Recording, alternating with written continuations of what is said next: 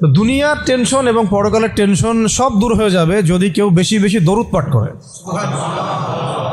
এটা হাদিস থেকে বললাম। আর গোনা, আমল নামায় যে গোনাগুলো আছে এগুলোও মিটে যাবে যদি কেউ বেশি বেশি দরুদ পাঠ করে। একজন সাহাবী রাসূল সাল্লাল্লাহু আলাইহি ওয়াসাল্লামকে বলেছিলেন, ইয়া রাসূলুল্লাহ, আমি আমার দোয়ার মধ্যে কতটুকু দরুদ পড়ব? আমি কি 4 ভাগের 1 ভাগ দরুদ পড়ব? নবীজি বলেছেন সাল্লাল্লাহু আলাইহি ওয়াসাল্লাম, তুমি পড়তে পারো, চাইলে আরো বাড়াতে পারো, বাড়ালে তোমার জন্য উত্তম। ইয়া রাসূলুল্লাহ, আমি কি তাহলে 3 ভাগের 1 ভাগ দরুদ পড়ব আর 2 ভাগ দোয়া করব? নবীজি বললেন, করতে পারো, বাড়ালে তোমার জন্য উত্তম।